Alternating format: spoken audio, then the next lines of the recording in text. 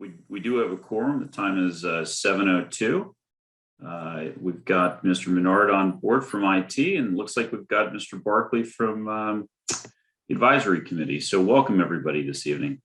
We've got a hopefully an agenda that we can achieve at a reasonable hour this evening. So my apologies to everyone for being perhaps a little bit overambitious the past two weeks.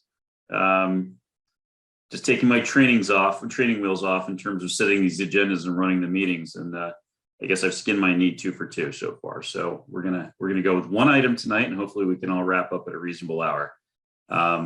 With that, I'll turn it over to Ron really to dive right into this capital request. Well, unless any other members of the committee have any other comments they'd like to share before we turn it over to Mr. Menard to jump right into the IT requests. Anyone? Anything? Nothing at all. Ron, the floor is yours. Very good. Can you hear me okay? Yes. I can just fine. Hopefully others. Okay, great.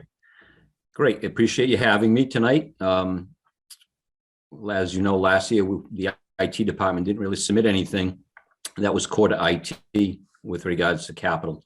I don't believe submitting requests for the sake of submitting requests does anybody any good. Definitely doesn't do anything from a financial standpoint. So this year, it's a very real need. I'm presenting 2 projects tonight. The first one is a security upgrade, inclusive of 2 new firewalls and some enhanced security modules that are associated with that product. We've looked at the security of the systems, of our network, of the town, the educational side, and we see that though we've been maintaining, a pretty good status with regards to thwarting, vulnerabilities and that type of thing.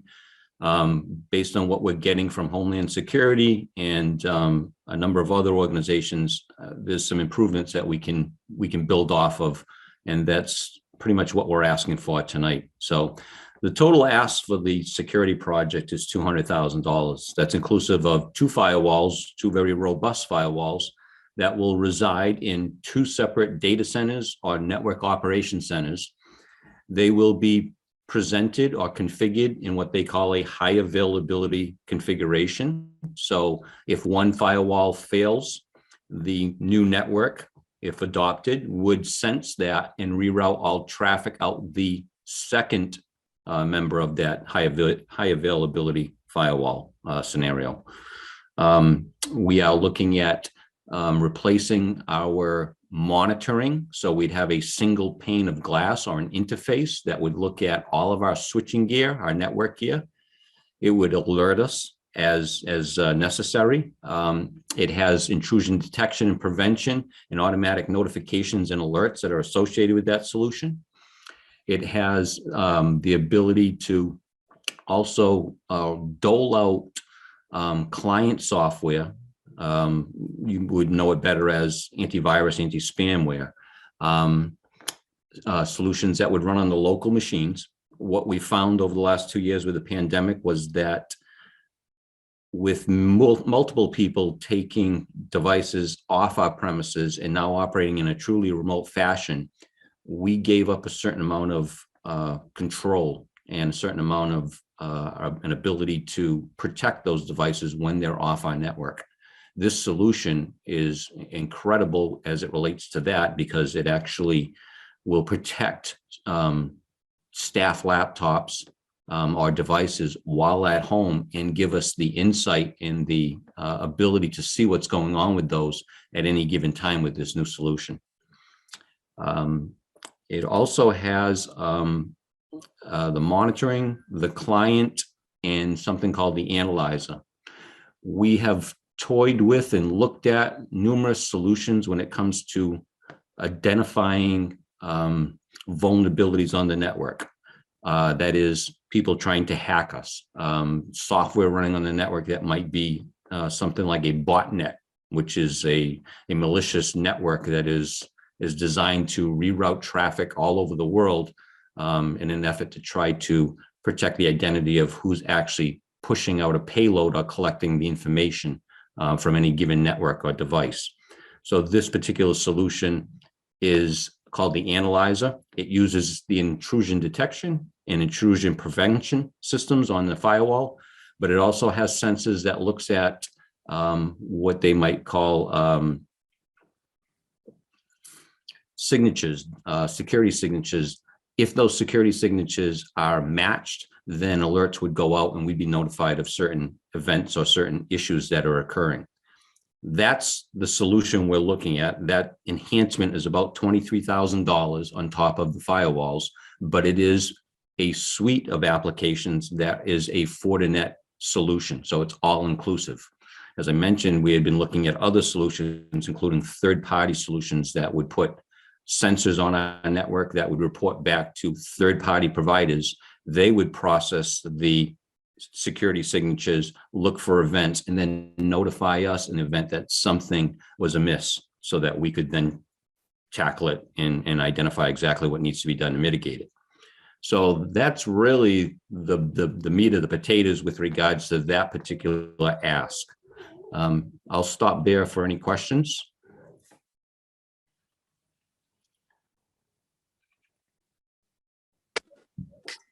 Can I ask one question, Ron? I just want to clarify. This is Francine.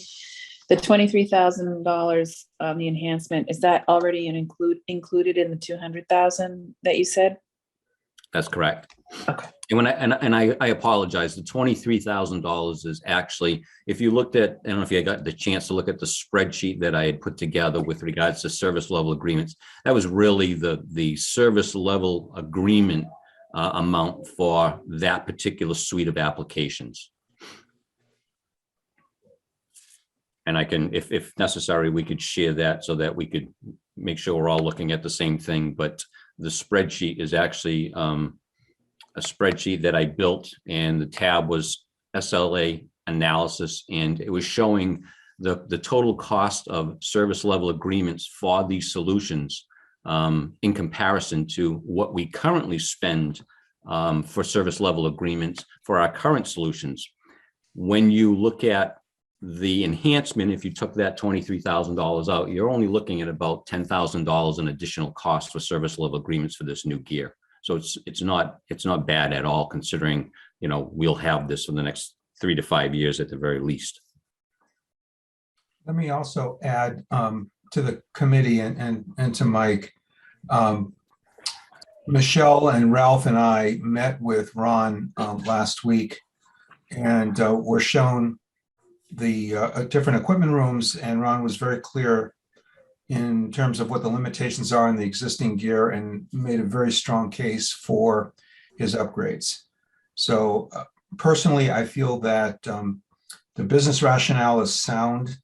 I think we might have some discussion in terms of what the solution costs will be, but I just want to put in my vote of confidence in Ron and what he's developed. Thank you.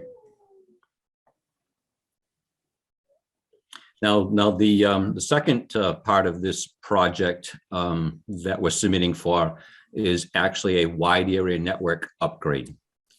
So Ron, perhaps just before we move over to the wide area network upgrade, I don't know if anyone else has any other questions on the security, or if people want to do this all at the end. I don't know if there's a preference on that. But I just had a few questions just specific to the security side of this. Do you want to do that now, or do you rather do that at the end? No, I just assume break them apart if it's up to me. So I guess the first question is just looking at the SLA spreadsheet. I see exactly what you mean in terms of there being kind of a I don't know, a $10,000 or $20,000 difference just in terms of the SLAs. So it looks like we've got SLAs on SonicWall and Barracuda, each sort of just under 20, plus Del Dorado monitoring, right? Correct. And then we've got new line items of 42 and 22. So coming up to like 64 as opposed to, I don't know, 42-ish, right? Correct. Okay, so it's about a 20K swing. But I think what I hear you saying is that, that incremental 20K in annual SLAs is actually going to buy us a lot more. And I think, if I understand it correctly, that these security enhancements at the bottom are basically things we would have to add to our existing network in order to replicate what we're getting with the Fortinet package? Is that the right way to think about this? That's exactly right. So if we actually go down into the projected FY 26-27 annual SLA column, and you go Yeah. down, you see the 80,152, which is inclusive of, those. Yeah, I'm just focused on the security first two line items, which get you to 64. Those are both on the Fortinet security, right? That's correct. So they have, if you look to the right of the 22, it tells you you get Fortinet client, you get Forti Monitor, and you get Forti Analyzer. Those are 3 applications within the security suite. So, Right. so those will be replacing a number of the solutions we're using currently. Okay. If we decided not to deploy those or purchase those, and we were looking at additional solutions at additional cost, the items noted in red down below could potentially fit into those particular spaces, security spaces and services. But as you Okay. can see, there'd probably be significantly more money by going that route. Okay, so the way that we should think, the way I'm correct me if I'm wrong, the way I should think about this is apples to apples comparison of upgrading what's in place with or supplementing what's in place versus going with the new Fortinet. The new Fortinet stuff is 64. If we were to, just continue to run the SLAs and what we already have, it would be the Sonic wall in the current SLA column. It would be the 18.5 for the Sonic wall, the 19 for the Barracuda, and would it include the 3 for the Dell monitoring, or no? Is that switching related? That is, well, it is switching related, but it does have a component as far as monitoring. Okay. In Okay. other- Brian, before you continue, could you share your screen so we can see what you're referring to? I'm actually looking at a spreadsheet, so I can't share my screen. But Ron may actually have it's the total cost of ownership spreadsheet that Ron both posted to the drive, and I also believe may have circulated to us. And it's the document that you referenced in your email a while ago about being one of the most helpful. Can you see my screen? Yeah, I can now. Yes. Okay. Okay. Yeah. So that's So the I was spreadsheet saying, you're talking about. lines, I'm basically comparing lines 11 and 12, right, which are 42 and 22 in column G, right? That's the cost of the new security system in terms of the annual service and maintenance cost associated with those devices, right? Versus, I think, if I were to compare this apples to apples, you'd be looking at lines, column E, lines 6 and 7, plus a handful of things, in lines 19 through 30, right? Correct. Correct. Okay.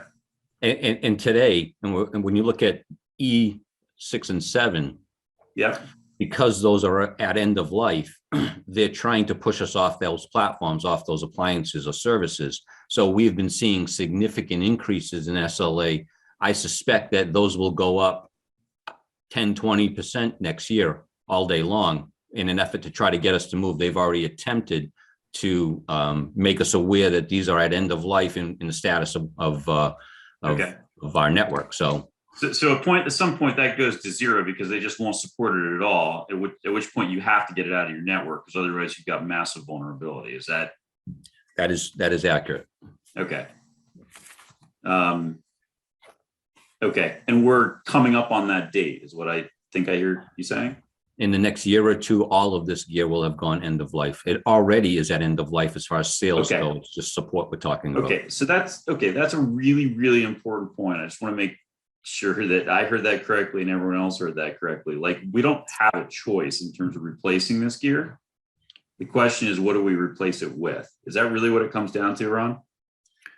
Pretty much. You have to act on this in some manner, because even if this end of life was extended out further, we have servers and SANs that will be absolutely end of life next year. So regardless of what this is, if we don't create an environment that allows us to move forward with deploying a new data center, whether that be in the cloud or locally, we can put all the new servers and SANs in place that we want, but the reliability and the ability to support access or infrastructure to get to those is going to be, it's going to be problematic, to say the least. You're gonna have to replace servers and such next year. And you're potentially looking at a network that isn't supported. So yes, this is the first of two phases for making sure that our infrastructure remains viable. Okay, so the bottom line is the security in a vacuum. Setting aside the security in a vacuum has to be replaced in the next year-ish. Okay, and that setting aside the initial capital cost, the annual licensing cost once you get beyond the kind of the initial period is going to be similar. Is that kind of the best way to think about it? Yes, that would be very accurate. Again, as we go out with the old equipment, the prices go up for service level agreements, and where we're so close right now, it seems like a very good place from an operational perspective or budgeting perspective to make that shift now. Again, we have limited window here to do this because we are at end of life at this point. Okay. And can you just refresh everybody's memory, including my own? When did this, I remember roughly when we stood the network, but when did we actually stand the network up and buy this gear and deploy it? 2016. 2016. 2016. So we're coming up on, so we're in year 6 right now. Correct. Okay. And we're talking about replacing it in year 7. Correct. Ish, 6.5, 7. All right. It's a pretty good run for IT equipment. I always tend to stretch it out. I mean, best practices is 5 to 6 years, 5 to 7 years is on the outside. Yeah. I think we're approaching the outside, and I think we've gotten the usefulness of the life expectancy of this gear. Okay. I've sort of dominated the conversation up to now. I just want to make sure that everyone on Capital has a chance to ask any questions or share any comments before we leave security. Just overall, Ron, have you built in the next generation following this upgrade into the 5-year and 10-year plans? We can reference that document. I believe there is another network component going out. I can see if I can find that. Hang on.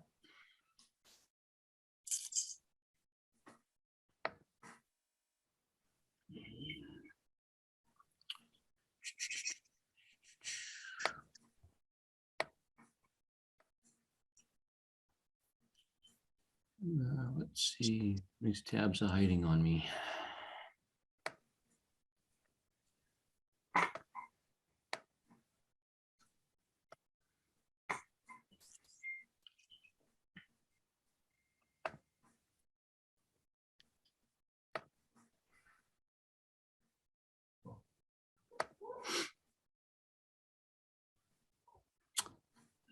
Let's see, what am I looking at? 23 requests right there.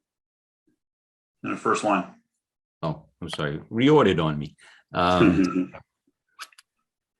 Yeah, so capital. 10-year down there, 10-year capital plan. Yeah. Thanks. So this is the area we're talking about at this point. So storage is next year with servers and such, WAN gear here. And as you can see, we have another refresh back in 2029 that we're looking at, and some component of storage in 2028. Okay. So you're basically building another 6 to 7 years into the next round of network.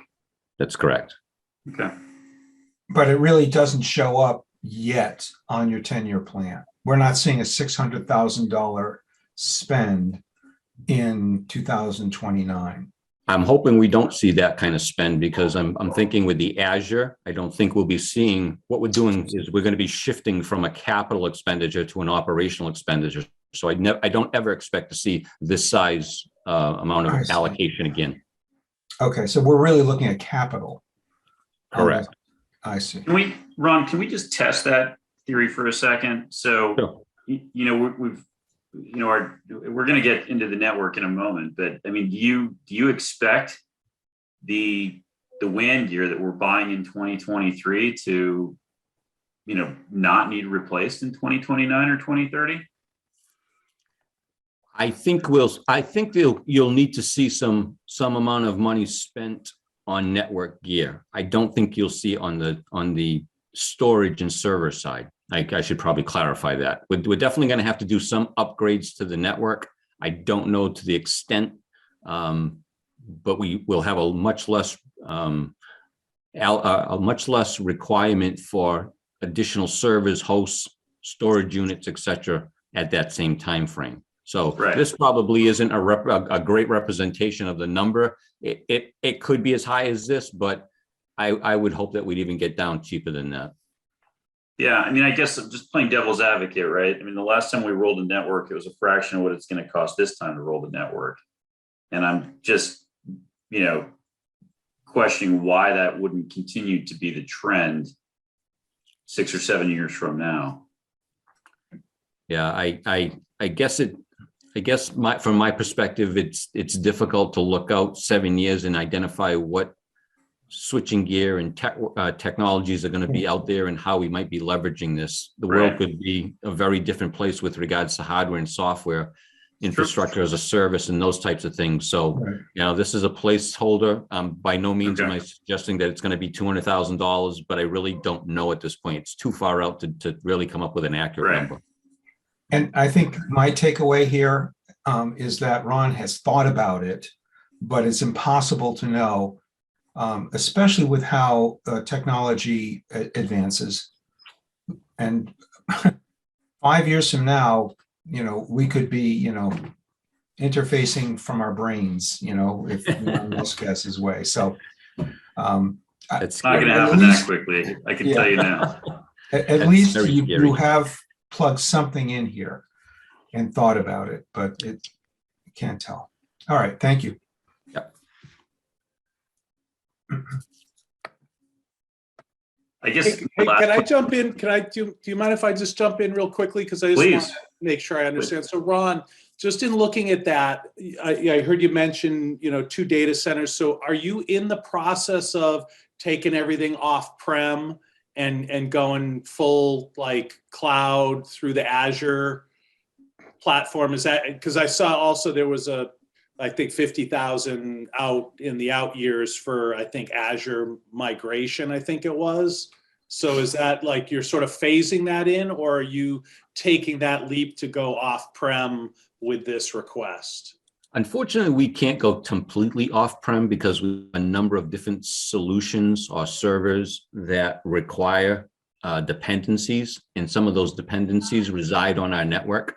Some of them may reside in first responder networks, associated Shrek, that we're also tied to. So there's a number of different processes that we will want to keep internally. Another side of this is there are certain rules and regulations with regards to what's allowed to go to the cloud and where does that cloud reside. Like Brian and I had a conversation today about, government cloud or something like that's purposely built within the United States or such, has certain parameters that they have to operate under. So there are certain requirements from the federal government, from the state, that says if you're going to be leveraging our CGIS database, then the network has to be configured a certain way, or your domain controller has to have certain accounts or active directories configured in a certain way. This is an effort, and we've done the diligence to identify processes that we believe can seamlessly move to an Azure environment, reducing a complete data center. So out of 50 different VMs, servers, processes, whatever you'd like to call them, out of 2 data centers, our goal is to eliminate half of that, move it to the cloud, and anything left over, leave it on the on-prem data center. That's slated once this infrastructure is configured the way we need it to be configured. So that's going to be new switching gear, new firewalls. The next part would be not buying additional servers for both data centers, but just one, and then migrating those additional processes to the Azure through a VPN tunnel. Okay, so as you reference, so as you kind of migrate towards Azure, that hosting cost becomes an operating cost. And then there's still going to be, because you have to keep some of it on-prem, you're still going to need to invest in, will network be like at the switching and network, the security be at the network level for the local stuff? Or is that, why you'll have to continue to upgrade the switch and the routers and the switches, because you'll still have something on-prem that you have to, protect the integrity of, for lack of a better way of doing it, versus Azure, once you put it there, they're on the hook for security, right? To a great degree, you're correct, but we still have to have a rock solid wide area network with 16 different remote sites being able to access that Azure environment. So reliability at the switching level is absolutely a must. Security between Azure and our Active Directory, housing all of our user accounts and stuff internally, has to sync up. So there's a lot of security associated with that. That's the immediate goal in this year's capital, is to achieve that level of security and that level of robust switching, to make sure that next year, when we apply for capital to migrate from 2 data centers to 1 and move to Azure, that the rest of what we've done this year, it gets us there without any issues. Okay, that's really helpful. Thank you.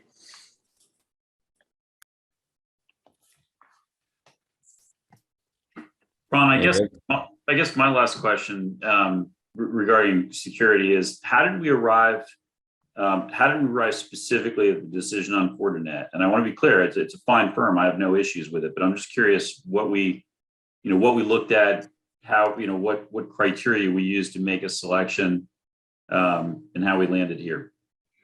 Yeah, I think I might have something here. Maybe I don't.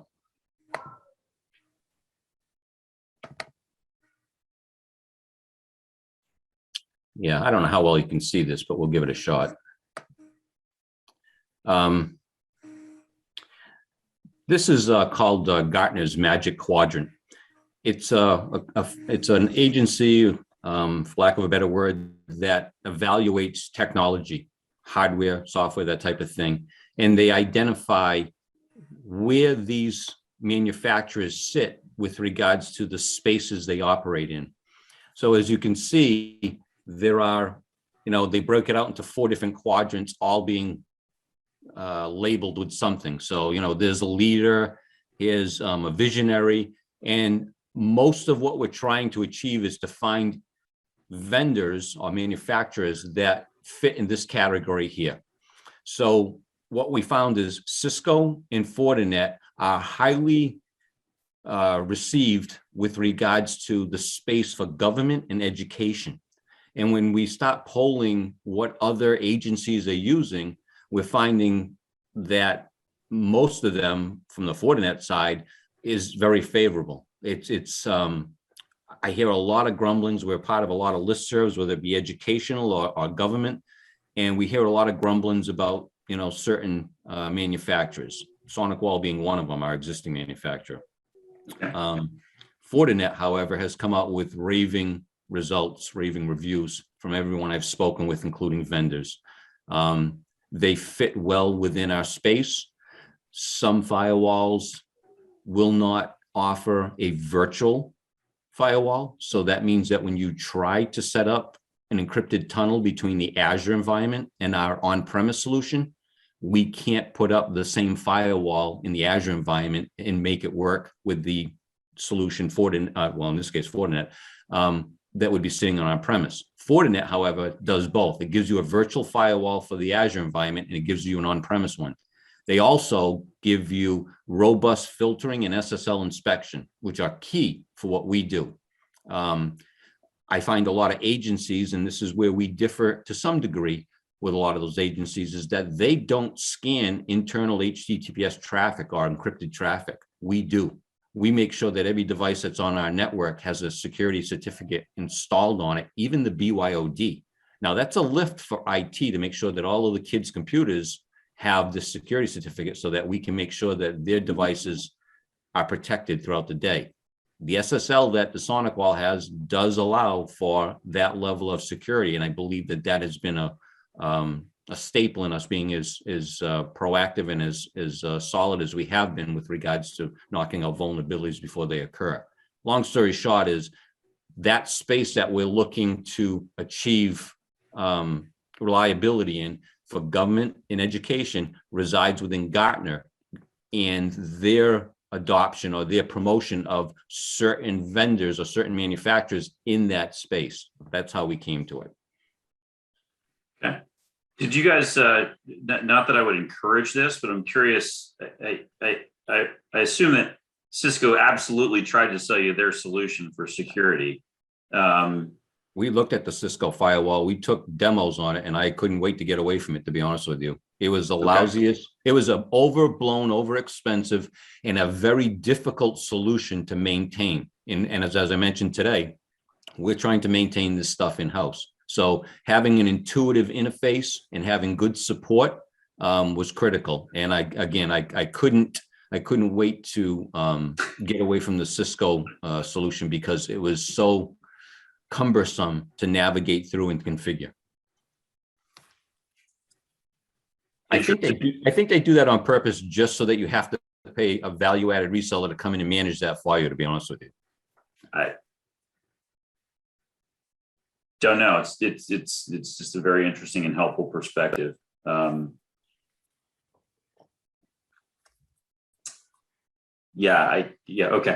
All right, that's it for me on security, I believe. Anybody else? I will point out that there's other 2 tabs down here, and this is just my attempt to try to show you what it takes to create a business opportunity and what that cost might look like. In this case, it talks about knocking down the overall spend because it introduces E-rate for the school switching gear. That's $100,000 back almost immediately. And then if you do have a legitimate savings from the Azure migration, you could potentially pick up another $200,000 over 5 years, again, reducing your overall spend over a period of time. So that was there. And then the other one was the operational cost. And that was really just me trying to break down, what does it really cost to do business in Cohasset? And I did the same thing when I was in Marshfield. We used it for indirects. So water department, wastewater, transfer station, all of them were considered indirect funds or revolving funds with indirect costs. So by breaking down the total cost of the ownership here, minus cost reductions, whether it be E-rate or whatever, you came up with a figure. And then if you looked at how many people were leveraging that over the course of a year, you could literally say, hey, it's costing a user $58 a year to run this. And if you introduce the E-rate component, it was actually down to 24. Another way to look at this was how many apps, cloud-based apps are we looking at, or apps that require cloud access in the town, across the town? It was easily over 102. So using the same formula, you could see that, we could potentially see apps requiring, about $500 a year in support through the security and infrastructure that we put up. Just a little ditty I wanted to throw out there for you.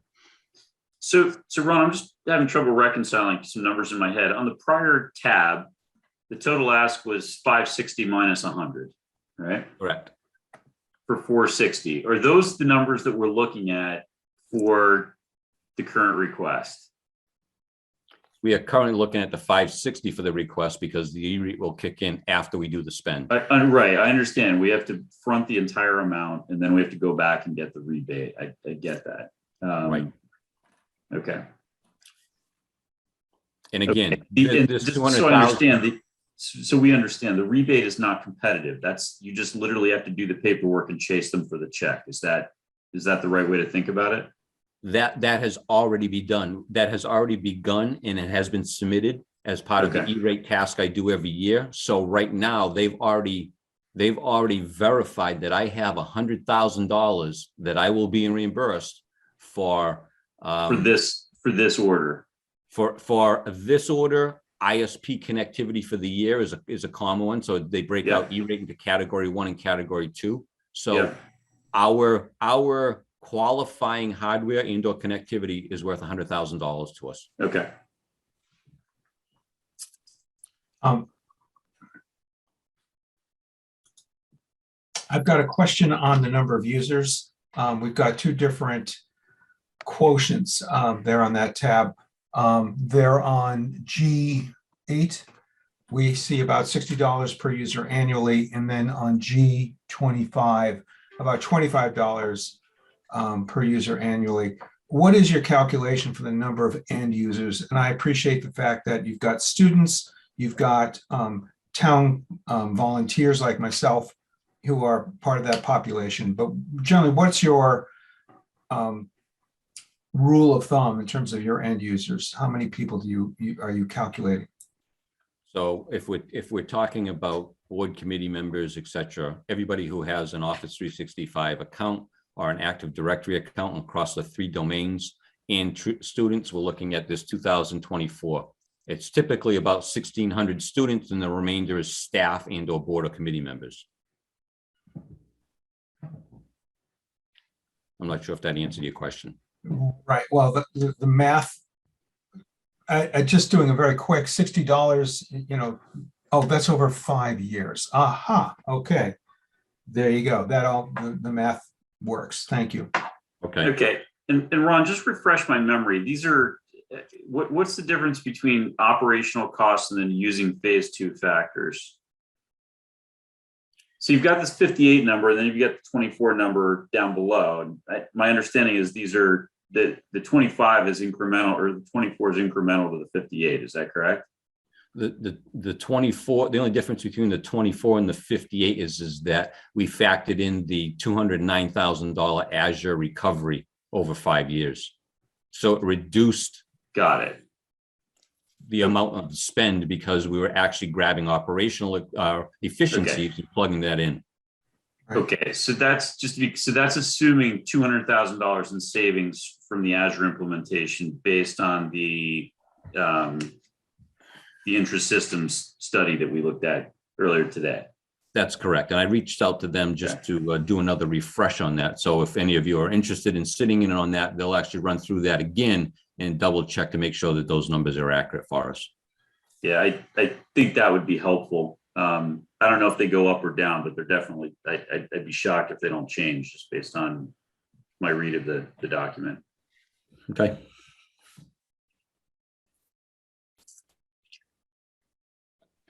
Questions?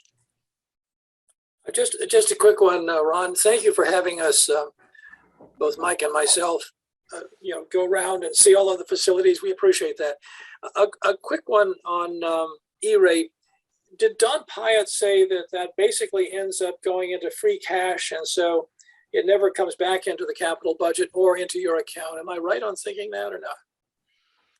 It goes to, I believe, town meeting or the selectmen to move that into whatever they decide to, so they could put it into capital stabilization if they wanted to. It ends up in free cash, but they can do whatever they want with it. So okay, got it. Yep, thanks. So Ralph, I spoke to Don after the exchange today, and I don't want to speak for him, but my message to him was that this is no different than, E-rate is no different than any other request from any other department where there is a match or a grant or a reimbursement opportunity. And that is, we're on the hook to fund the entire amount. But from a budgeting perspective, if we're being told that the money's coming back, then we're budgeting it on a net basis, and we're just expecting to front the difference. And we expect the reimbursement to come back to capital who funded this. Otherwise, we're literally transferring dollars out of the capital stabilization fund directly into free cash, which is ridiculous. And, whether it be, whether it be E-rate, whether it be the senior van, whether it be, the septic pump out boat for the harbor master, we see requests like this every year, right? From one department or another, where there's a grant or a rebate or a match available, but we have to commit, at town meetings to fund the whole thing before we can actually go get the money back. That money needs to come back to capital. The problem, as I see it, is it's a policy question associated with how capital budget is funded. Basically, and that's really what the heart of this is, that it is still a totally random assignment of what we get for money coming back to us, whether it's from free cash or whatever. There's no commitment year by year as, let's say, 10% of your capital inventory is something that you need to have coming back to you so you can keep it refreshed. Notice there's no policy associated with any of this. That's the real problem here. But anyway. So I don't think in my conversation with Don, I mean, he again, I don't want to speak for him, but I don't think he was confused at all with the idea that in every other case, that's how it, that the money comes back and that we're expecting the money to come back and the money does come back. I don't know why E-rate would have ever been done any differently for purposes of the capital purchases, but for some reason there's, some lack of clarity as to how it's been handled in the past and whether or not that money actually came back. I strongly suspect it did not, because I've never ever seen it. The real problem is using free cash. Okay, the problem is that free cash is not a way to fund capital. Okay, because it's a variable number year by year. Sometimes you have a lot, sometimes you have a little. So the real problem is something very different here, as I understand. Well, there's two problems. There's free cash, which should not be a source of funding capital, and then there's the capital stabilization fund being used to front these reimbursements, which should make a round trip, regardless of what we're doing with free cash. It should never even become a free cash discussion. That's right. Yeah. It gets even cloudier than that, because I realize we're talking probably about accounting semantics. I'm sure Don is doing everything by the book and such, but it's perfectly legal. It's just not ending up in the right place. Well, some of this is driven from operational too. So the two categories, some of it is operational spending, not only capital. So that even clouds the waters a little more. Right. I mean, you certainly have, look, just to be clear, nobody's suggesting that the E-rate reimbursement for the broadband connectivity service should end up going back into the capital stabilization fund, because it never got funded out of the capital stabilization fund. But the E-rate component on any capital funded purchase, is part of the way that we're looking at the purchase. Like, I mean, if we have to look at all these requests on a gross basis, the simple answer is we can only fund less of them. Right. I mean, if we have to look at this project and think about how capital funds this project, if we're forced to look at this as a 560, well, we've got less room for other projects than if we look at this as a 460. Yeah, I agree with you. I mean, I've made the argument in the past that, this should be going back to technology or at least capital, from the E-rate perspective. But, they would have to vote on that, much like they did the capital stabilization and other accounts that they create. So I don't think there's any. They don't have to vote on it if it's set when we make the appropriation, and this one absolutely will be set that way. They only have to vote on it if it ends up in free cash, which it never should have in the first place, and shouldn't going forward.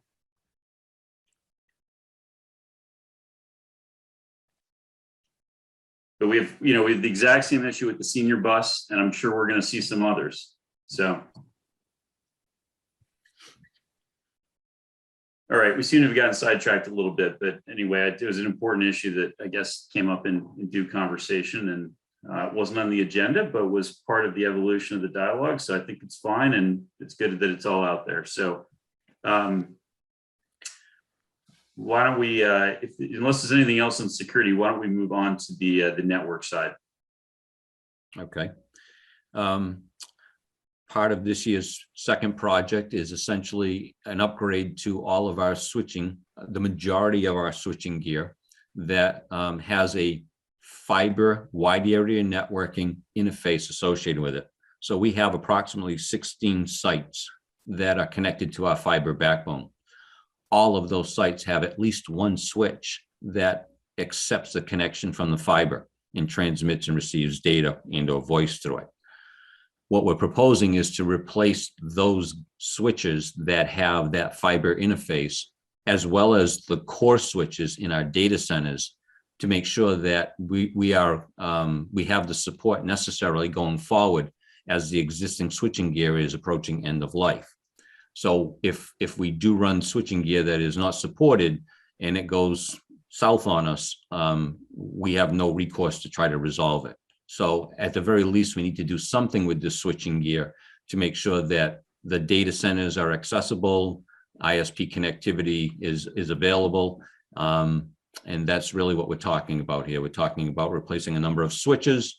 We're talking about recapturing, in this particular case, we have a certain amount of needs in the town. Some of those public safety, some might be economic development, at the very least, not knowing what technologies are going to look like, 5 years out, 7 years out, or what the needs of the town might be, flexibility and the ability to build solutions and build them out to other areas of the town might be attractive.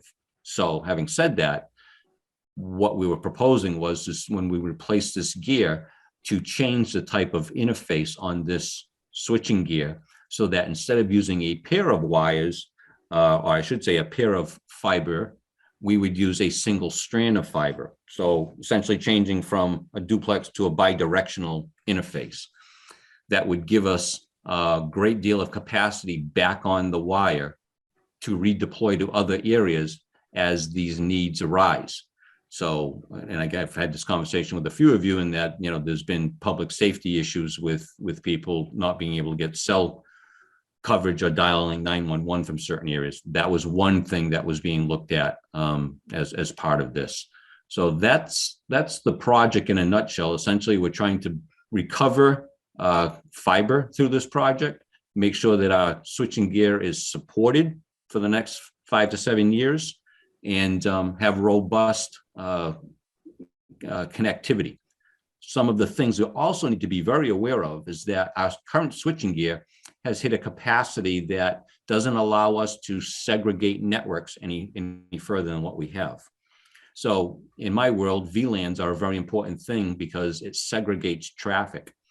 You can make sure that, let's say, the HVAC systems that facility uses and their vendors can't access our internal servers or our data because it's virtually firewalled, for lack of a better word. We can't do that any longer with our existing switching gear. So we are starting to piggyback processes or systems that we wouldn't normally do. I'm not overly concerned about that, but I am in a predicament where if a sensitive process or server had to be spun up, I would have to be careful about what VLAN I put it on. So that's one thing that we're trying to resolve with this new gear. The other thing we're trying to resolve with this new gear is that with the core switches, we have redundancy from one data center to the other.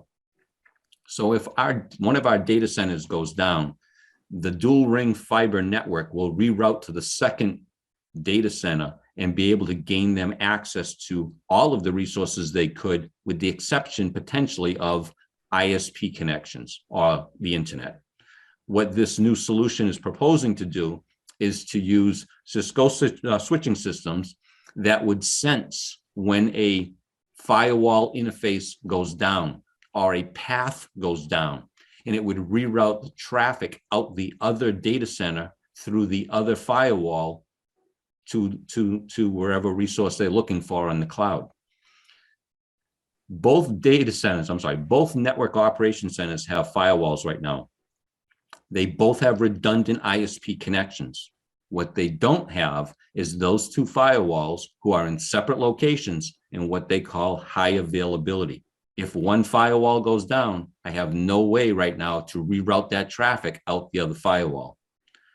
The proposed solution is to use the Fortinets, put them in high availability through the fiber, and have common, similar, or same profiles for both education and government on both sides. So all of the data can be accessed, and either ISP connection or firewall can be leveraged for either education or government. It's a mouthful, I'm sorry, but there's a lot to that. So this is a big step with regards to moving to an Azure environment, because the reliance on firewalls and connectivity to get to cloud-based solutions, which, by the way, we have at least 100 right now, as you saw, is critical that we have rock solid and resilient and redundant solutions in place. And this solution does that for us.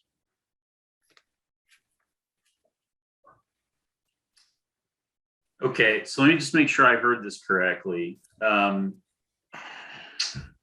we have redundant data centers, and we have redundant firewalls, and we have redundant internet connectivity to those firewalls. but if one of the firewalls goes down, the traffic that's running through the other that traffic cannot be rerouted to the other firewall. Is that That is correct. okay? If the firewall stays up and you lose an ISP connection on that firewall, you do have redundancy to leverage. Okay, so we have redundant internet connections on the firewall. But firewall. Okay, so really the firewalls aren't redundant. We just have two firewalls in one in each of two different locations. Really, when it comes down to it, we have a pair of firewalls. Each one's handling half of our traffic. Is that out to the internet? Is that the better way to think about it? That's an accurate statement. Yes. Okay, so they're not really redundant. There's just a pair of them in two different places. Okay. Right. Most of the time you see a high availability set of firewalls, they're literally daisy chained with a cable in the same location. We're able to keep failover and resiliency by separating those and leveraging the fiber in this particular case for our high availability, which is a better solution than putting all our eggs in a single location. Sure, absolutely. Because now you've got physical redundancy if one of those data centers, goes down in it. Okay. Brian, Mike has another question. Hey, Ron, sorry, I'll be quick. I don't mean to be dense. I thought that part of the move to Azure was to eliminate one of the data centers. So is what you're talking about with this upgrading of the WAN so that basically we have the capabilities to interface with the Azure data center once that's up and running, and then we'll have one dedicated data center of our own. So it's sort of, we have two data centers now. We need to make sure there's redundancies and things can get in and out of the two of them.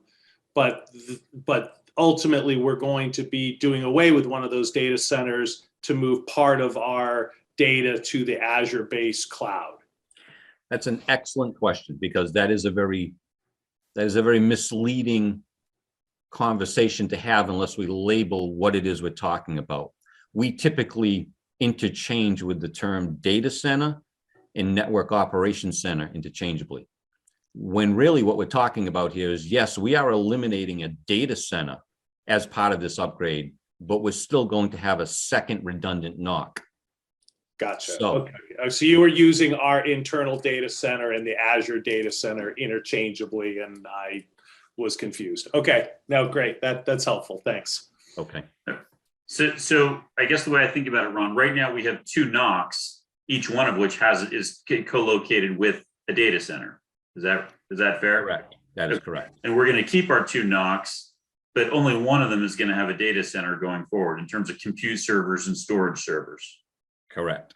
Okay, and each one of those two NOCs will have core switching, firewall, and high-speed internet connectivity. Correct. Okay. Well, you're making my job so easy.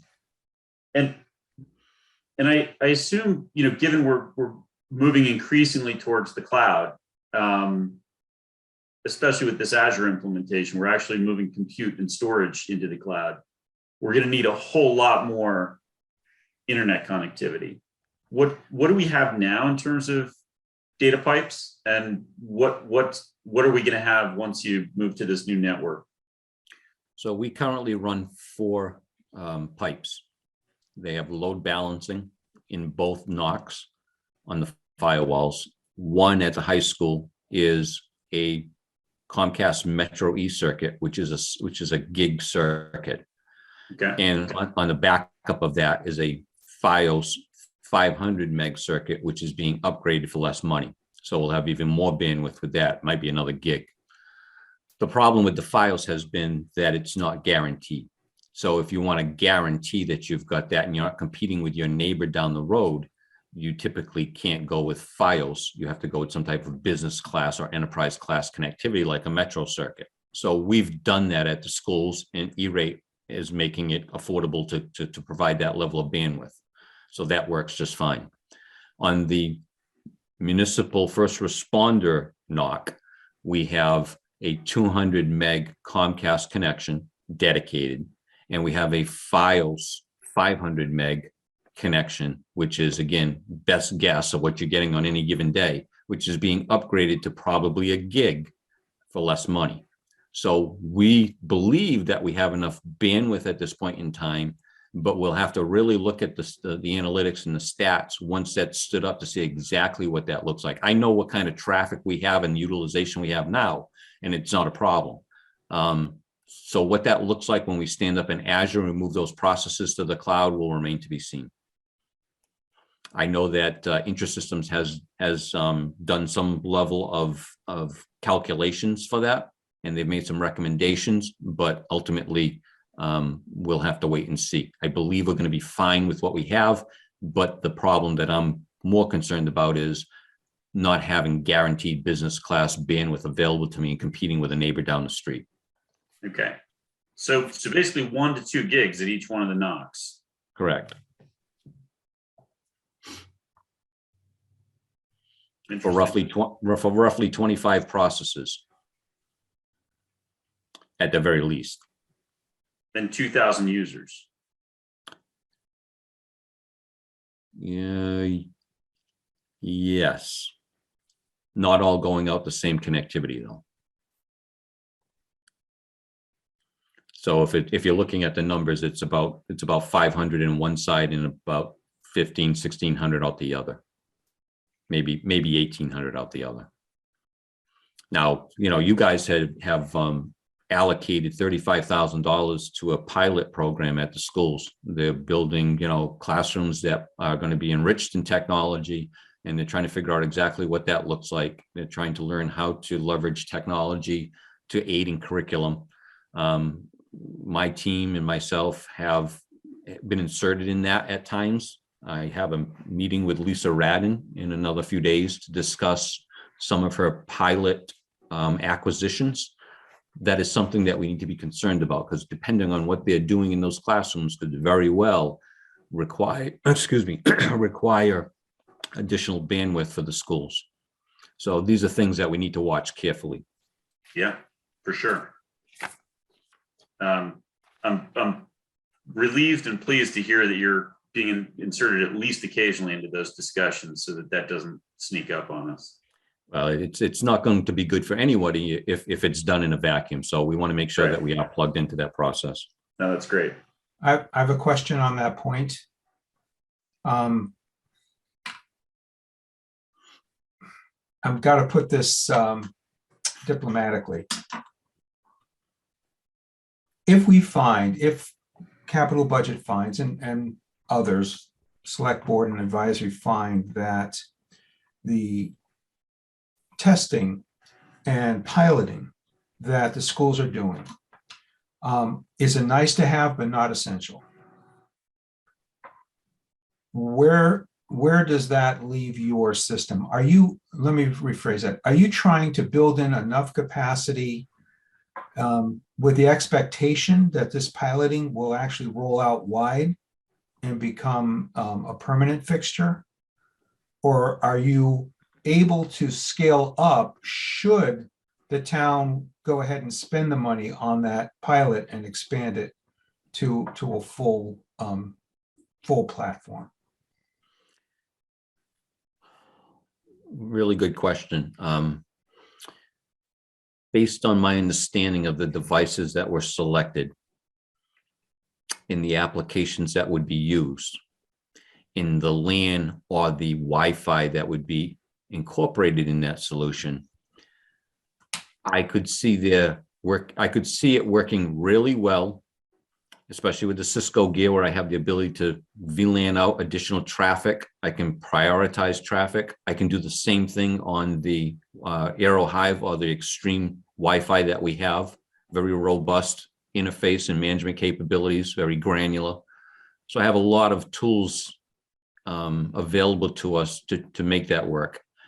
I wish I could say that if they rolled this solution out to the entire district, and that there were these interactive whiteboards and there was streaming from every single classroom, that we would be good in our current configuration, I would probably balk at saying that. So I'm suggesting that my understanding of what is being proposed is from a cost perspective as well, is probably a handful of classrooms in each school or each grade that would have the high-end technology and that would have the associated curriculum that they would be useful without overburdening the network and the resources that we have.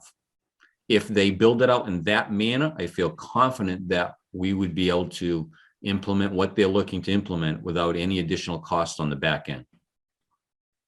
If they're But looking, that's level of scaling is fixed in your mind. And you mentioned 3 or 4 or several classrooms. I didn't get an exact number. Certainly not the full school. All 3 schools completely set up with whiteboards and other devices. And what I think I heard you say is, with this spend that's in front of us now, you could accommodate a move from pilot to something short of a full-scale rollout, but a certain amount of expansion, several classrooms per school. Do I have that right? I would say that's accurate. The unknowns are, is I don't know what the curriculum requirements are with regards to bandwidth that they're looking to leverage with these devices in the solution. So that's a big unknown for me. So I don't know. I do know that they are at least, which is refreshing, at least coherent enough and aware enough of what this cost would be if they were trying to deploy these solutions across the district. It would be astronomical cost in my estimation.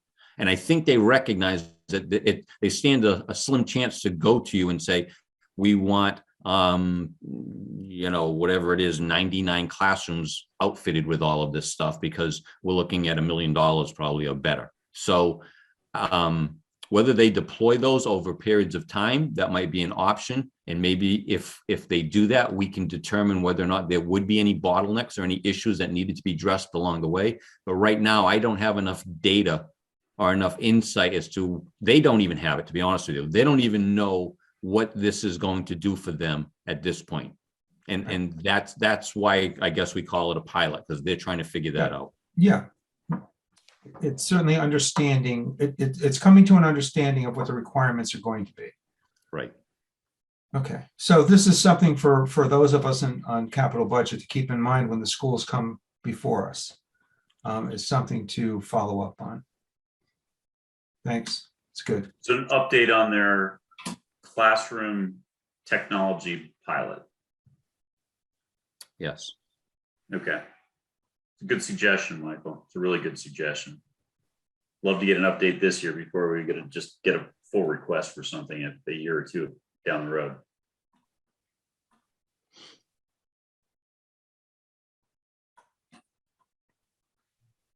Okay. So, Ron, one thing that would be helpful to me, at least, I went through the intrasystems proposal, which breaks down, the various switches and the various components of cost. I did get an answer, by the way, on I did get an answer, by the way, on the costs associated with duplex versus single strand GBICs, and the offset was about $6,600 across the entire deployment. Yes. Okay, so it's not really big enough to move the needle. Okay. I guess the question I'm wrestling with is, in each one of these switch categories, there are two service lines, for lack of better purposes. And I guess just as I think about services on network equipment, sort of the historical rule of thumb was, it's 15% per year, basically for support, software upgrades, and service, right? Just as kind of an industry standard. But I'm not really sure that's what's at play here. For each of these for each of these switching groups, there seem to be two service lines. One is this DNA, which looks like it's just below 15%. And then the other one is the Cisco SmartNet Total Care, which is pretty dramatically less than 15%. It looks like it's closer to,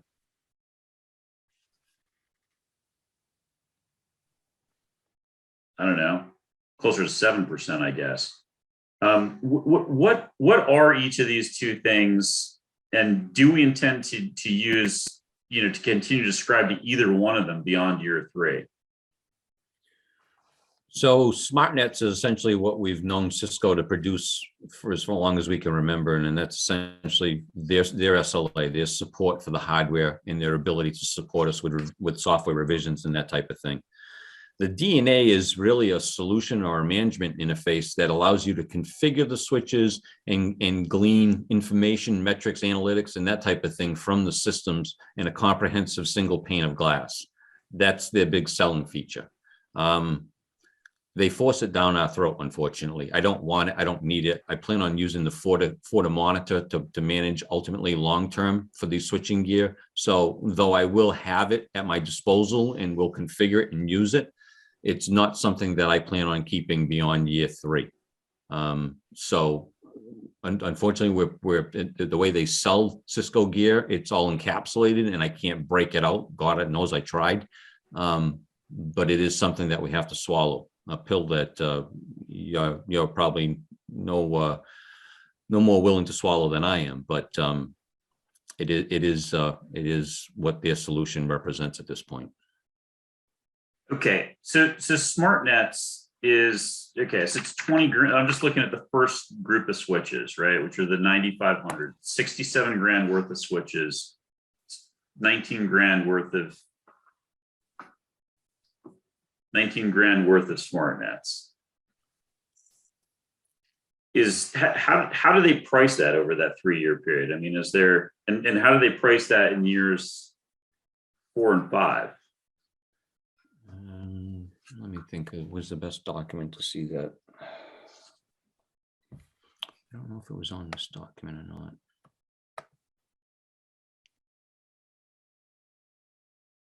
So here's an SLA for years 4 and 5 minus the DNA. So we're looking at incorporating 15.5 for SmartNet costs over years 4 and 5, but the DNA has dropped off at that point in time. Right. And so I see you don't have the DNA, right? We'll circle back to that in a second. What I'm trying to reconcile, like you've got this 15 grand here, but I'm looking at pages, 8 and 9 of the Intrasystems proposal. Let me see if I can find that. I guess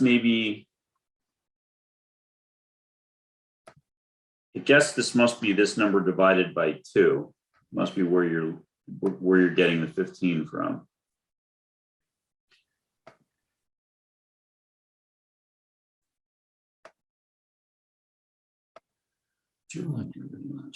So there's a total for SmartNets of 32.6, and I think the answer is you're showing an annual and they're showing a 2-year package. Yeah, that's the way the quote is written. They combined 4 and 5. Years 4 and 5 together. Okay, so that answers that question. Okay, and just circling back to DNA.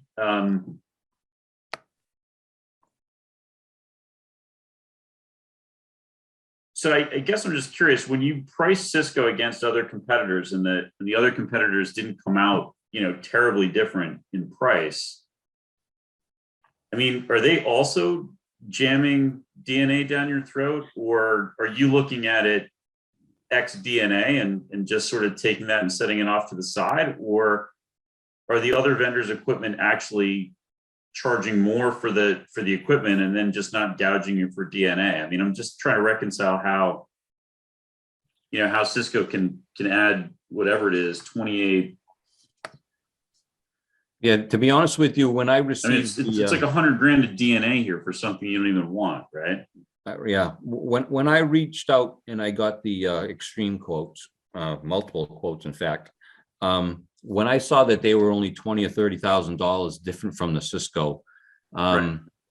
I didn't really dive into it very deeply, only because of the diligence and the calls and the information I received about the extreme switching gear to begin with, and that being they were seeing the same kind of problems and anomalies that we had with the Dell gear. So it really wasn't something I was looking to dive deep into exactly how they broke that out. I will say this though, that the quote that I received was very what would the word be? Not vague, but the way they broke out the quote, it wasn't easily identifiable where you would say this is Extreme's version of DNA. They listed out the service level agreement side of the house and stuff, but there was a lot of other lines in there that weren't easily identified unless you dug deep into them side by side with the vendor. Again, we're talking about $20,000 or $30,000 between the two, so I wasn't looking at necessarily going with Extreme just because of the reliability issues that I heard. Just to be clear, I'm not advocating for Extreme. It's not even the name that would jump to mind if I was to push a competitor into the mix here. But I do want to make sure I have a clear understanding. So you're saying that Extreme's quote was very similar to Cisco's quote, even with Cisco's quote, including the DNA. From a price perspective, yes. Okay. That's the key question. So basically Extreme came up with their own list of stuff they wanted to stick in there that got them to a similar number. Yeah, and it's not like we took the Extreme engineering side of the house lightly. We spent significant hours with all of these vendors, telling them where we were looking to go, what our needs were, the resiliency factor, the continuance of operation factors, the public safety, all of the things that we're trying to achieve through this solution, they were aware of. And depending on the vendor and who we were working with, it might have taken 3 rounds to actually convey that to them to the level where they actually brought together a quote that was representative of a solution that would work for us. What other equipment vendors did you run that gauntlet? We had significant talks with engineers from GovConnection and AAT Technologies, both running Extreme, both selling Cisco and Extreme. Oh, interesting. Yes. Okay.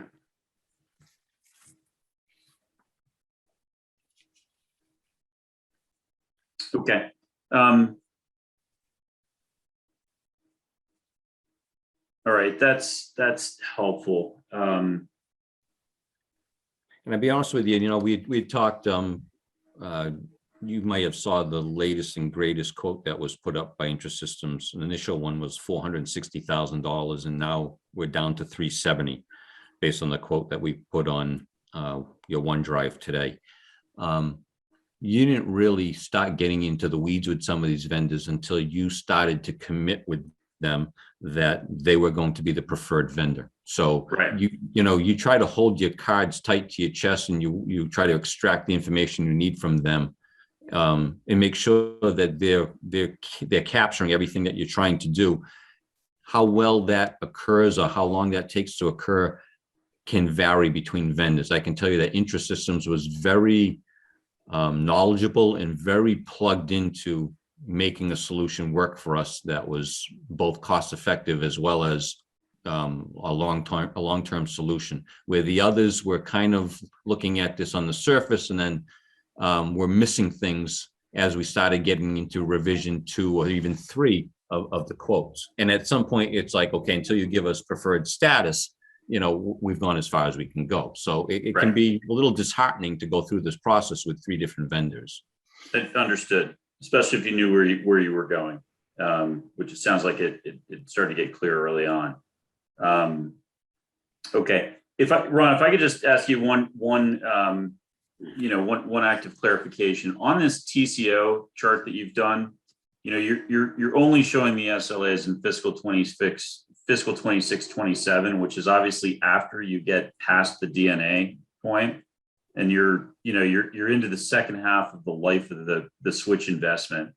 I mean, the numbers are obviously very different for the first 3 years. And I think it's just important for transparency to show both, to show the SLAs, whatever it is, 23 through 25 annually, and then, 26 through 27. To be honest with you, I understand what you're saying. From my perspective, I'm looking at it from not only what is this initial lift going to be from a cost perspective for capital, but then what do I have to try to work with in operational funds?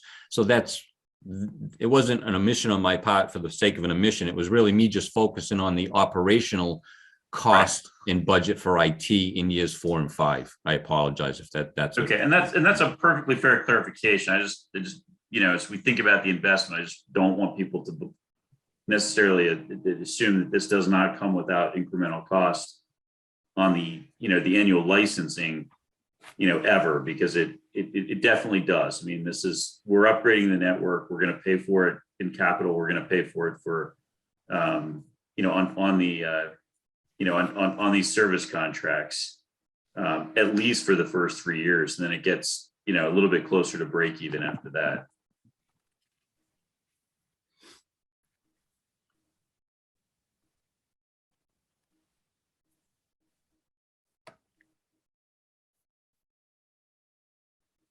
I think that's it for me. I don't see any other hands up. Michelle's not calling on anybody. There we go, Mr. Dormitzer. Well, this has been very informative, Ron, no question about it. I guess the only thing I would ask you about all of this is, should we actually be in a bind with respect to how to fund all of this, with respect to all of the other requests we're going to get? We probably have $4 million worth of requests, or that order right now, and perhaps probably 2 million or a bit more to spend. And you can correct me on that, Brian, if I'm wrong in those numbers, but those are roughly where we are. Is there any aspect of this that could be, if you had to squeeze, where would you squeeze? And although I have some thoughts about what you might do, but I don't want to say my thoughts on that. I think it really is, if anything went bump in the night and we had to say, okay, we can probably come up with, $400,000. What would you do? I mean, what would happen here? Or is it one entire thing, like the whole network upgrade goes down, but that goes away temporarily, but the firewall stays? Or, I mean, I don't know what to say, but I'm saying to you, we're going to be stuck with an awful lot of trying to cut people back on their requests. And I'm not saying you'll be the one. I'm just trying to be realistic about what could happen here. That's all. So. I mean, if the sky fell in on us tomorrow and we didn't have the money to do this, then I'd say we need to find the money to do the firewalls and the core switching. So if you had to cut this project of some degree, then it would be the edge sites that I would say, you know what, let's leave the Dell switching out there on the fiber and hope for the best. Okay. But because the core switches are doing all of the routing and providing all the redundancy, and it will achieve pretty much everything that we're looking to achieve, with the exception of the support and the reliability on the edge, I think that you'd have to do the firewalls and you'd have to do the core switches. Okay, that's helpful. That's what I would have guessed. Okay, that's very helpful. And I just want to reiterate, thank you for all of the sort of the walk around in tonight's discussion. I think has been very informative, and we feel pretty good about what you've been doing. So that's good. You're welcome. I have something to offer the group. I feel that Ron's request is mission critical, as much as, say, 2 police cars are mission critical. And I'm just going to offer this observation. I'm not trying to persuade anybody on anything, but my inclination is to plug this in as something that is pinned into our structure that we're trying to create for how much we're going to allocate. There are some things that we feel, yeah, we have to do these things. And I'm inclined to add this so that other requests may fall below this one. I mean, we could go back to the police department too, if we were in some kind of bind and say, hey, can we only get one patrol car this year instead of two. So just wanted to make that observation and take of it what you will.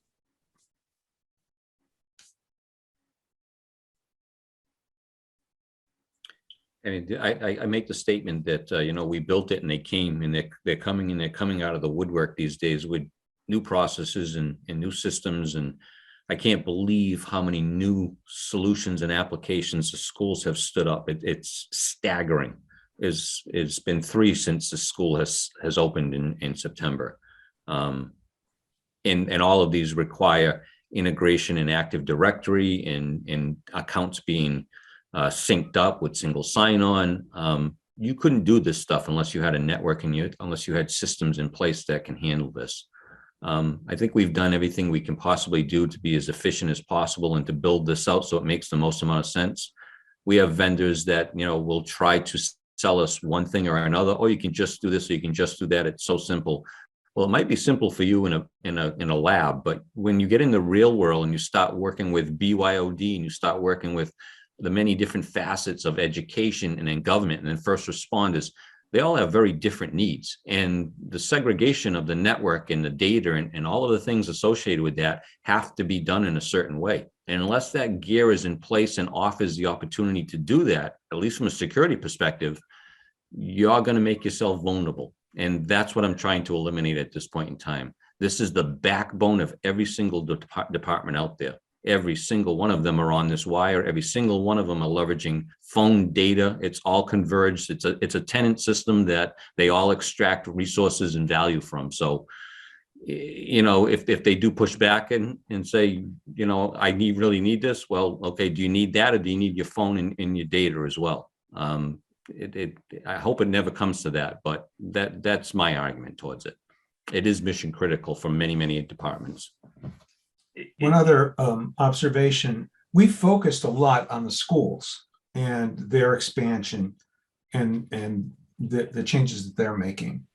But we also have on the town side, the reliance on our data networks and infrastructure during COVID.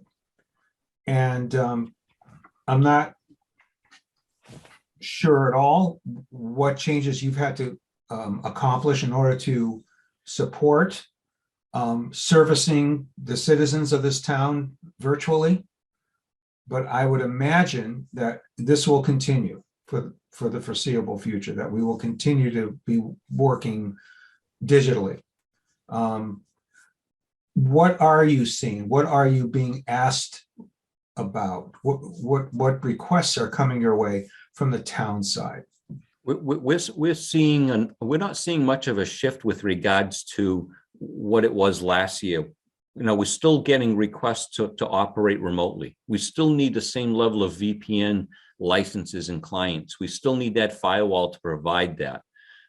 What we don't have in our current scenario that we really need is that if there really is going to be an initiative to start having more remote access and more remote participation with regards to staff accessing internal resources from home or wherever, we really need to start protecting our virtual border as opposed to our physical four walls. When we had a firewall and everything was contained internal of it, we were in good shape. We could easily protect those devices. But what we're now seeing with Microsoft 365 and the need to work remotely in so many different scenarios is that we can't protect these devices when they're off our premise.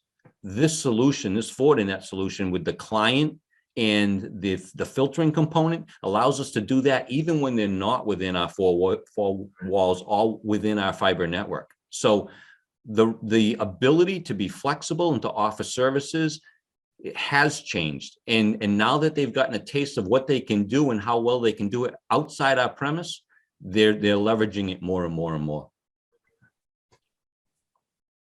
Mike Barclay, do you have any observations or questions or thoughts?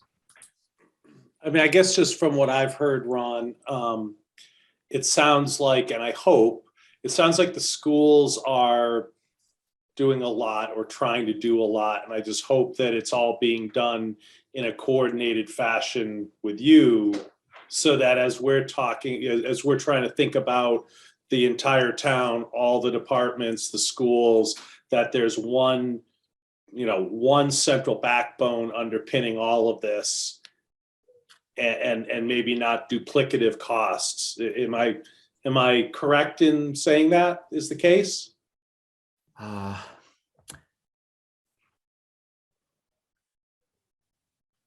There are solutions that get stood up that we're not always, the DCIO and myself are not always brought in at the ground floor. And it isn't just the schools, it's other departments as well. But, you brought up the schools, so we'll focus on that. A simple one, digital displays. So you're looking to put digital content on flat panel monitors in schools or anywhere else. We have a solution. It's a town-wide solution. It's running over the fiber network. It's called Industry Weapon. The CEA has it. The public library has it. Joseph Osgood now has it. And yet, when you mention it, because a new initiative comes up through the school board or whatever for the high school, middle school, they go off on a tangent because either they're not aware of what we have available, which is my job to make them aware and to try to then bring them back in line with a solution that works for them and is already implemented. But the level of communication isn't where I'd like it to be. That's something we always strive to do better with. So would I like to be tied into their leadership meetings more and more? Yeah, I probably would. But I haven't seen it come back where it bites us so bad that it's going to be significantly costly because they didn't include us out of the gate. We're usually able to correct a direction or try to influence a decision, even if we come to the game late. So I'm doing what I can do to try to make sure that everything stays integrated and that we don't have parallel systems spun up because the right people weren't plugged in. But that's a daily challenge for us. So I guess that's our job, is to try to facilitate, to make sure that this stuff is being communicated better. Because as you said, when you have to play catch up to try to fix something or solve something, that's on the premise that you get there in time. And so far you've been able to get there in time to fix whatever has been done, but there's still some possibility of some event where something goes too far and it becomes potentially a costly problem. I think what we're really talking about is building a rapport with everybody. We've seen a huge turnover with administration, right, at the schools. So, I can't, third superintendent I've worked with at this point in time in 5 years or 6 years. It's about building a rapport, making them successful, even sometimes when it's difficult because of these types of issues. And I think as we work closer together on more projects, they start seeing hopefully the value in what the back end IT department is actually doing for them. And I say back end because we now look at IT in the schools as front end curriculum based, what's going on in the classroom, and then obviously all of the infrastructure that has to support that. So as long as the tech director and I and the DCIO, meet regularly, I think we're in a good place. But communications can always be better. I have a question for you, Ron. Mike, are you done? Yeah, I was just going to say, my last comment is to be Captain Obvious. I mean, if Cohasset's going to build the digital infrastructure for the 21st century, everybody's got to be on the same page. So, right. Thank you. And what I wanted to raise, Ron, is change management. And that's an area that I spent a lot of time in. And there are some formal processes that can be implemented across many different related departments or divisions to manage change. And that involves setting up stakeholders that are connected throughout the change cycle, starting from the earliest brainstorming and on through design and / architecture and implementation, so that all stakeholders are involved all the way through. And maybe that's a conversation you, me, somebody could have with Chris and with the school board to say, here's how we really need to be operating to be effective, is to look at change as a consistent process that we follow, so that we're not caught short, or no one is backed into a corner, or that advisory and capital budget and the select board are getting very high requests for spending because we were not working collegially as stakeholders throughout a change cycle. Yeah, I So mean, there's I a- mean, it wasn't that long ago that, there were statements that were made that, they'd put up a parallel infrastructure. And I think once, I met with them and said, do you really know what the costs associated with putting up a parallel infrastructure would be and the management of it? You'd have to have 5 more people managing it in IT alone. So I think they start to, you have to understand, you're really talking in this particular case about educators who are great at education. They really are. But on the business side of the house, on the strategic planning side of the house, they sometimes don't look for the right people for the right answers. So I guess they really need to understand. I mean, they have a strategic plan, right? They've announced it. And if you read that strategic plan, you'll recognize that they're looking for a level of autonomy. Now that might be counterintuitive or counterproductive as what we're talking about here, but I believe that they feel that in order for them to excel in education, a level of autonomy needs to occur. So however you decide that you want to encapsulate that and break it apart and figure out exactly what that means from an operational standpoint and a funding perspective remains to be seen. I can just tell you that when the word autonomy comes around, the hair on the back of my neck goes up. I mean, that's counterproductive to what I've been asked to do when I came here 6 years ago. Understood. Agreed. Thank you.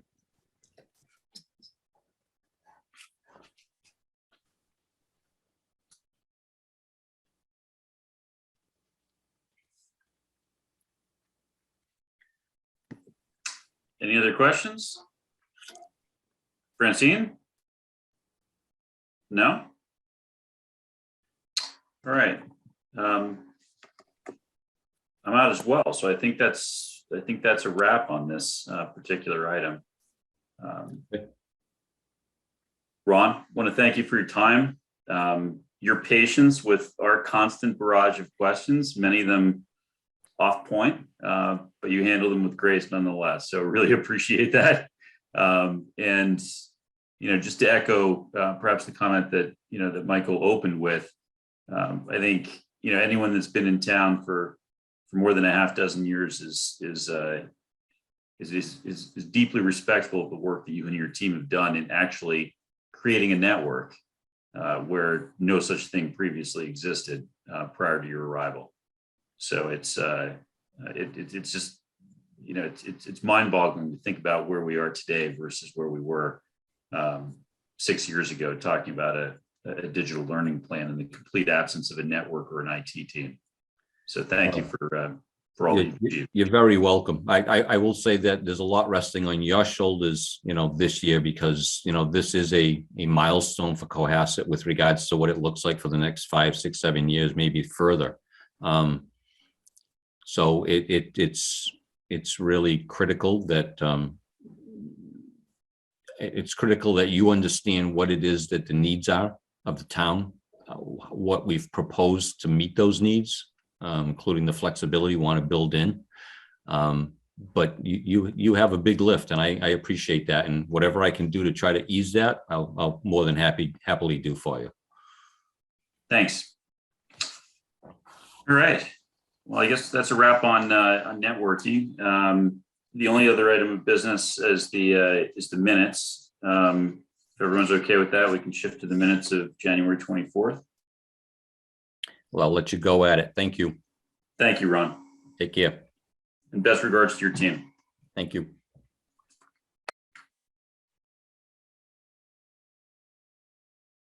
So minutes of January 24th. everyone had a chance to review the minutes that Francine prepared and circulated, I think earlier today or yesterday. Yes. Okay, Mike, Ralph, you're good to go? Mhm. You're on mute, Ralph. You're on mute.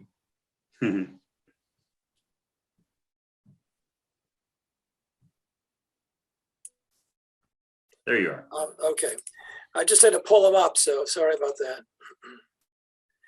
A couple of things, Francine, that I picked up on this.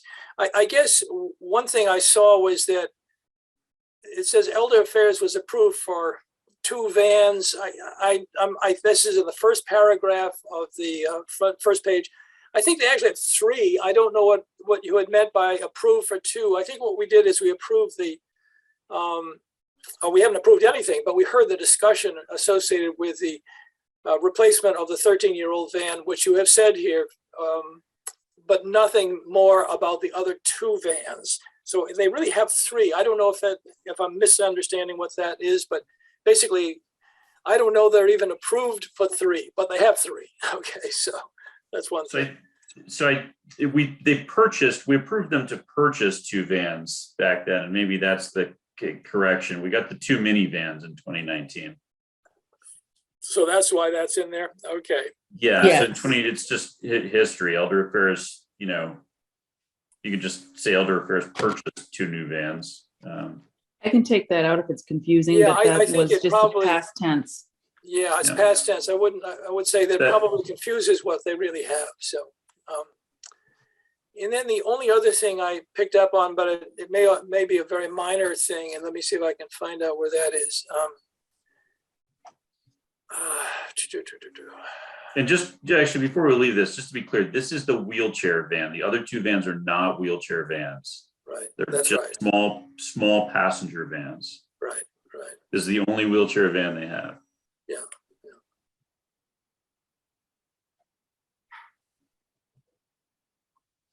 Okay, the Current only wheelchair other thing, accessible van is 13 years old.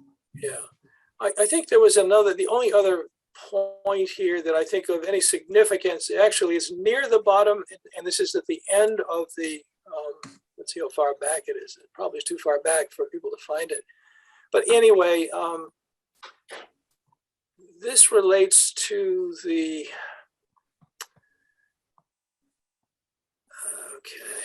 somewhere we've got something associated, mixing up, I think, some of the roofing associated with the library.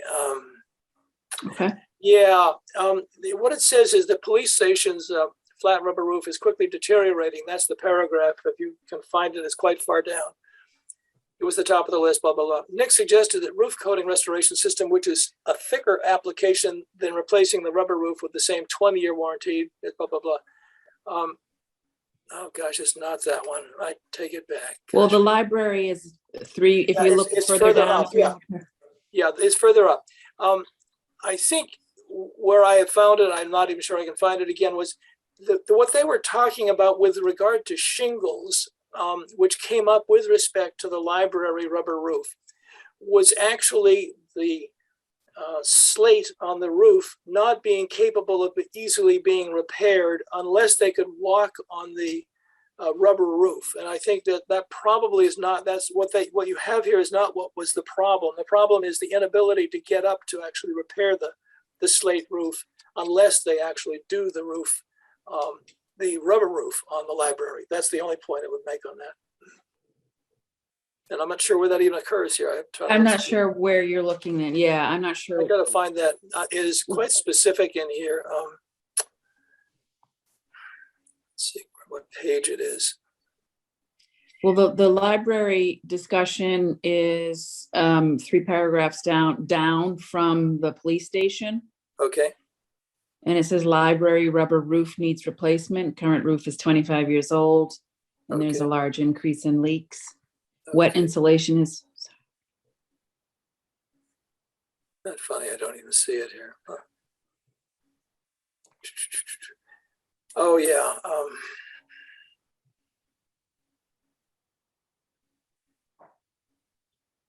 I may have that wrong. I'm not so sure. But anyway, it's not important enough. But anyway, there was the library rubber roof. Blah blah blah blah.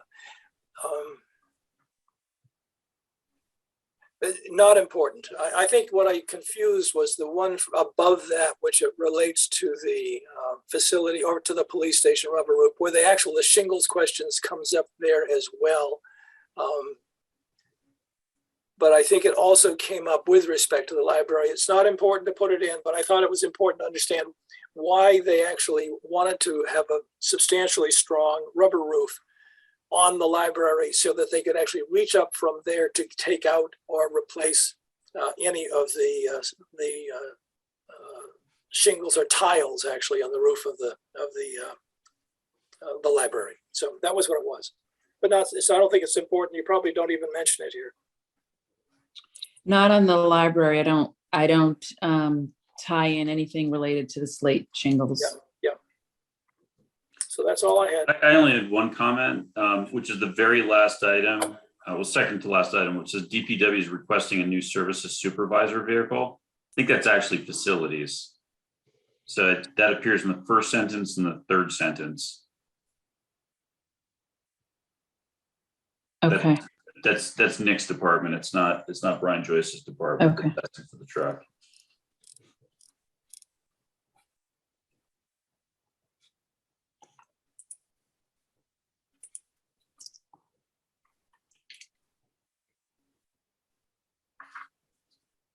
Okay. For me. Does anyone else have any other comments? Okay. Entertain a motion to approve the minutes, subject to the revisions discussed for January 24th. So moved. Do I have a second? Anyone? Second, I'm Thank not you, gonna do Ralph. it. You guys are so shy. Well, you really have no place, but anyway, okay. All right. So with that, we'll take a roll call vote, and I'll just work my way across the screen. Ralph Dormitzer. Aye. Ryan Host. Aye. Michael Dick. Aye. Francine Lyons. Aye. Susan Franklin. She's there. She's on mute. I know she's present. It's indicated through the chat that she wasn't There present for she that is. meeting. I wasn't at that particular meeting. Is that an aye, Who Susan? wasn't there? Yeah. Susan wasn't there for that meeting, so. Okay, got it. Okay. All right. There we have it. Do we have any other items that we need to discuss before we adjourn? Just a quick update. Oh, Michelle, go ahead. Want me to go? Okay. Go first, Ralph. All right. On Wednesday, there will be another Elm Street Corridor Working Group meeting. And if you're not aware of what they're talking about spending a fair amount of money and doing some significant work on Elm Street and at the Cove itself. And you might want to tune in on that one, because subsequent to that, I believe on the 15th of February, there will be a selectmen meeting where they'll approve the spending associated with that work. And I have very serious reservations about a lot of what they're doing. So you may want to actually get informed. But anyway, you will come to us eventually. So Wednesday at what time? I will send, I think it's 3 p.m. I can send out, if everybody would like it, I will just send you the reminder that I got from the committee, and it'll have a URL or a prompt for that meeting. Thank you.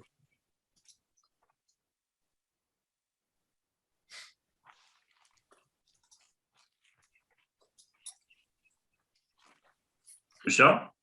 So, You don't need to put your hand up. You control the whole thing.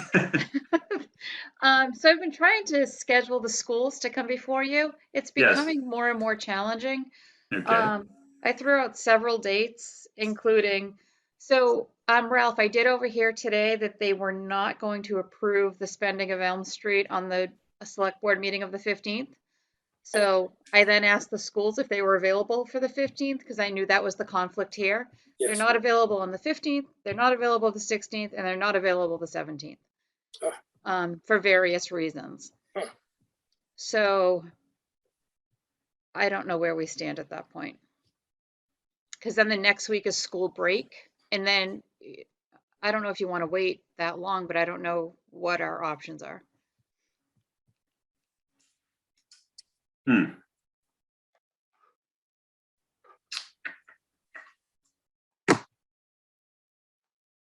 The 18th is a Friday. Mhm. What is the drop dead date to hear and then vote? So I think we typically like to wrap up the first week of March. And then you can present your findings to the select board. But I fear that the schools may take more than one evening. I think that's where the challenge is. And so, just to be really blunt, why are we getting a lower priority than whatever else is on their docket? Honestly, I think it's because it was pre-scheduled. That's the only, Okay. but Well, How would would anyone be opposed to an afternoon meeting? Or is that completely out of the question? it's not out of the question for me. How do others feel about it? I could do it depending on the afternoon. Yeah, depending on which afternoon, sure. I could do it depending on the afternoon. That's tough for me. Okay.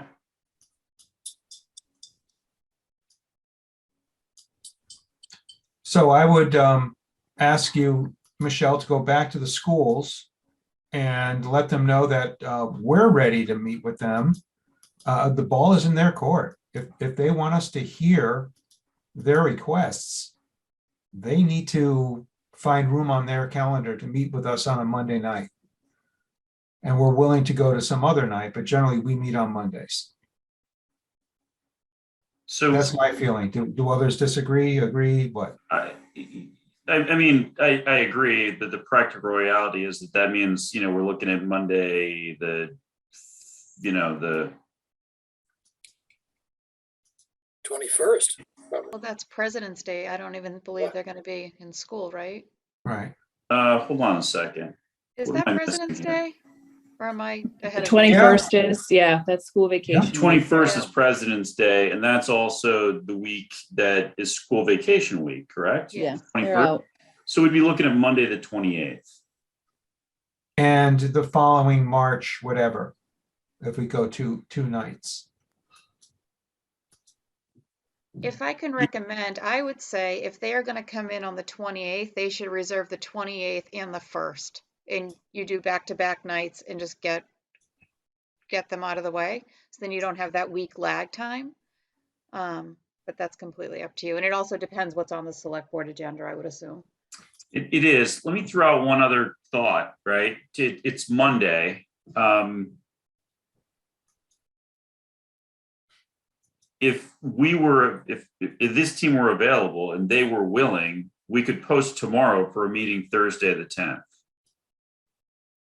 This Thursday. Okay. How do people feel about that? Let's see what I've got. So Brian, though, are you suggesting we do this before you and I try to meet with them as We would liaisons? have to try and have a conversation with them over the course of the next, 72 hours on a handful of these more controversial issues. It would certainly mean less prep.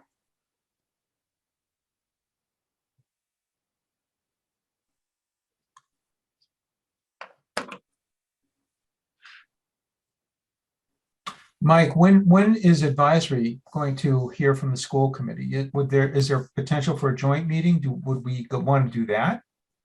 I mean, it's tenuous. We talked through our schedule last week, and we were hoping on the 16th of February to hear their operating budget. And then from what I understand, there are a couple of joint meetings that are scheduled. But no firm commitment. I mean, nobody's been able to get the schools to commit to any day to meet.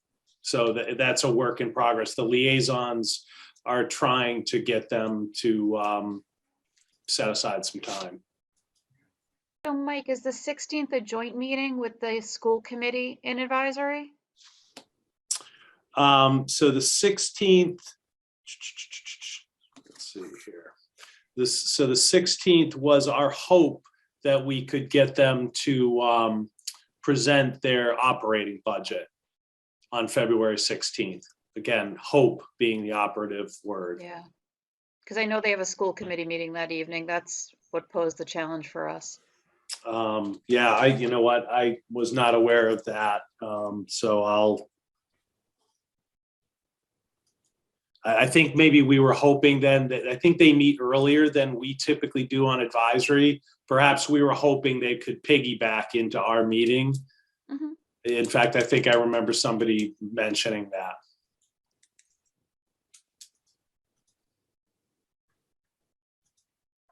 But I mean, advisory, I mean, we have, we've got, a couple of, we've got flexibility in our scheduling. So I'm sure, if we can get them to commit to a date, we could work with something. I mean, I don't want to speak for the chair of advisory, but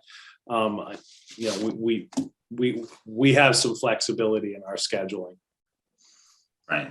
But I don't think it's a good idea to piggyback their capital requests into a three-way meeting that was originally scheduled to cover their operating budget, because their operating budget is a lot more complicated than their capital requests. I mean, no, I agree. No, I wasn't. Much. If I misspoke, if I in any way. No, you didn't suggest in any way. I just wanted to put that out there. I mean, these are full, robust discussions on separate topics. I mean, we're interested in yours, and you obviously ours, but I don't think we can kill, 3 birds with 1 stone. Agreed.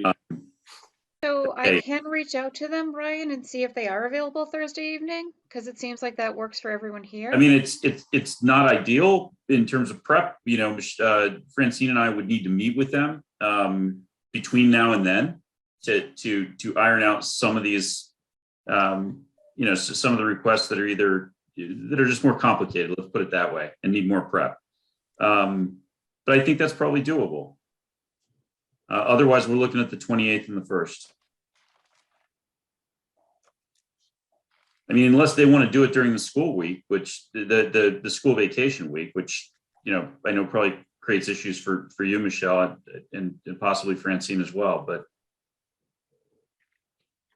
Francine, I assume that's not something you want to do. Is that a reasonable assumption? I'm assuming the schools aren't going to want to do it either, but as long as we're talking about all the options, let's talk about all the options. I'm around during the break, so I could do it in the evening, most likely. And yeah, go ahead. I'm available the Tuesday of the break, and then I'm out of pocket the rest of the week. For the rest of the week. Okay. That's not to say you can't have your meeting. We can always have someone else start the Zoom. You can teach me how to Zoom, Michelle. Yeah. It's well overdue.